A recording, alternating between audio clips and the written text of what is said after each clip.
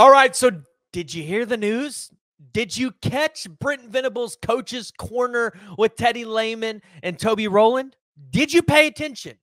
Because if you did, the news that Brent Venables dropped might have been a little shocking for some. And quite honestly, felt like it was maybe some really good news if you're an Oklahoma fan and you're expecting the offense to be together. Because looking at the offense, it has been the piece of this team, specifically the wide receiver room, that has been the chronic pain point, right? It has been the area that you have to improve the most. Brent Venables, he dropped some truth.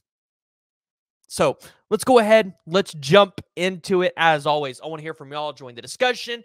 If you're new to the channel, make sure you hit that like, hit the subscribe button. If you guys see me jump off to the right here for a second, I got baby Griffin right here. She is in her swing right now, taking a nap, but, I'm a little loud, so she might need her passy back in her mouth. So if you see me jump over there, please bear with me for a second. And by the way, for all of you guys that have been following, praying for us, Brent, hey, listen, she's up to 8 pounds now. So we took her to the doctor the other day. She's healthy. We're really excited.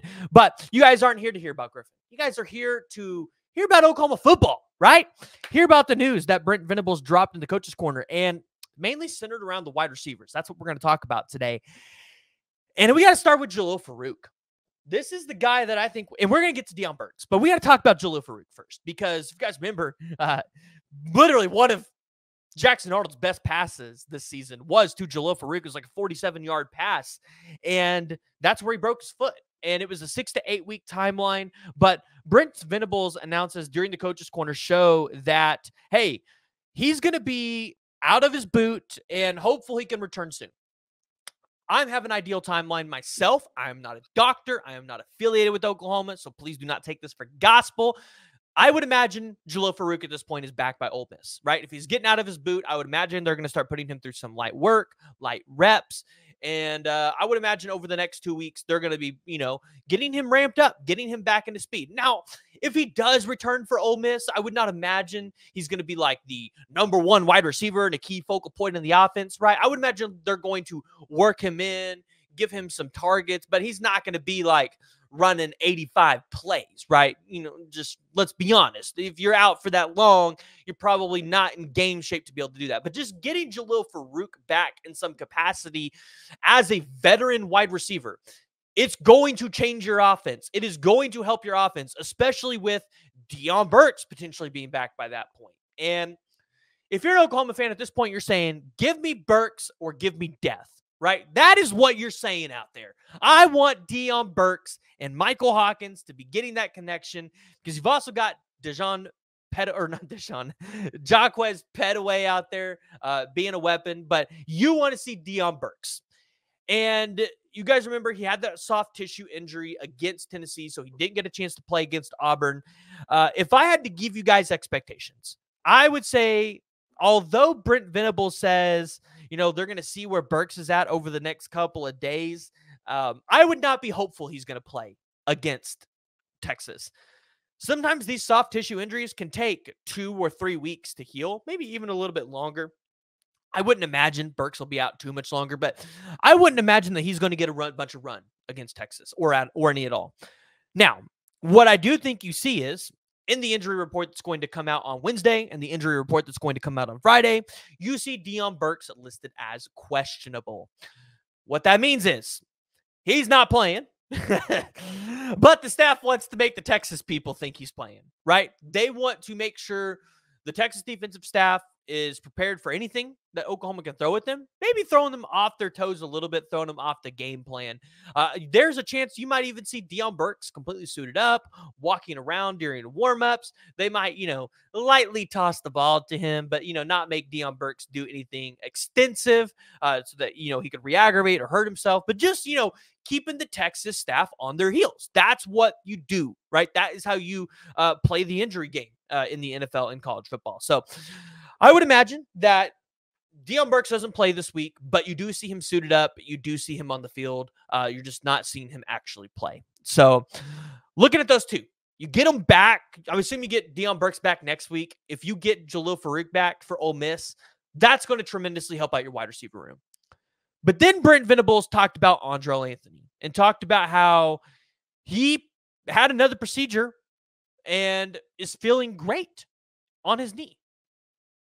And if you're an Oklahoma fan, this makes sense now, right? Doesn't this make sense? Because we saw Andrel Anthony against Temple, and you kind of had questions because he wasn't playing. So you had questions on, well, is he healthy, right? Why isn't he out there more? Well, if he had to have it cleaned up or it wasn't feeling right and he had another procedure, everything makes sense now. Reason why you saw him in a brace, reason why you haven't seen Andrel Anthony on the field. It takes time. Remember, a whole year from the date of the injury would be Texas week, right? So technically, you wouldn't see Andrel Anthony till maybe next week. That would be a whole year. Because remember, you got like a weekend there before his surgery happened. So interesting there. Interesting development on Andrel Anthony. Like I said, I've been under the impression you might not see Andrel Anthony for the rest of the season. If you get Andrel Anthony, Jalil Farooq, and Deion Burks all back by the Ole Miss game and you can survive Texas, the odds of Oklahoma going 8-1 are pretty high. And I know a lot of you are going to jump in the comments. You're going to want to crucify me. 8-1 is possible because those senior wide receivers, they are going to change the offense. They are going to help Michael Hawkins out in many ways that you haven't seen, especially when it looks like Zion Kearney and Ivan Carrion and guys like that might not be getting as much run as we initially thought. Because remember, some of these guys are coming up on 4 games. So seeing guys like Zion Ragins and seeing guys like Petaway, I think you're going to see them regardless. But Carrion, Kearney, they've played their 4 games. They might decide they want to redshirt them. So we'll have to see what Oklahoma is going to do in the wide receiver game. But when he got to talking about Jacoby Johnson, and this is where Oklahoma fans might find this bit of news shocking or a little bit intriguing. Brent Venables said that he has a package for him, and they feel like Jacoby Johnson can help him. This tells me Jacoby Johnson's likely going to be playing this weekend.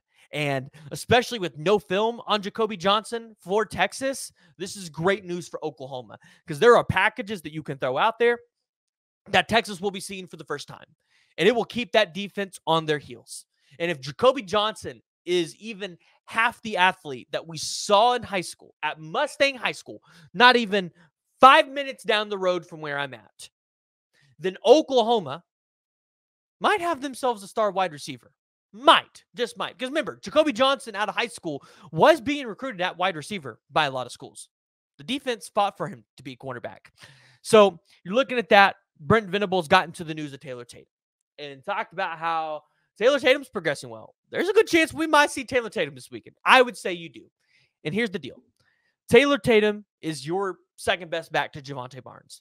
He has 18 carries on the season, 116 yards, 2 touchdowns, averaging 6.4 yards per carry. You need a guy like Taylor Tatum back in this offense. He's going to help the run game open up a little bit more. He's going to help it get going. And against a team like Texas, you need to be able to do that. You need to be able to test their defensive line so that their DBs are not just hunkered down on your wide receivers. So if you're an Oklahoma fan, this news that Brent Venables gave us this week, it's probably mostly good news to you. Outside of maybe Deion Burks, this is probably all good news because this tells you we are getting closer to getting some of these wide receivers back. We're getting closer to getting a little healthier. We're getting a little closer to this offense becoming dangerous. I hate to tell y'all, the ones that are on the fire Seth Luttrell train, it ain't happening. It's probably not happening. So taking a look at it, if Oklahoma can just get one wide receiver, and that's probably going to be Jacoby Johnson in this game this week to pair up with J.J. Hester, Jaquez Petaway, and Zion Ragins, along with Brennan Thompson, you're going to take that. If Taylor Tatum comes back, you're going to take that. That's probably really good news for Oklahoma and probably enough to help them have a chance in this game. So if you're an Oklahoma fan, I want to hear from y'all. Join the discussion. Jump in the comments below. If you're new to the channel, make sure you hit that like and you hit that subscribe button.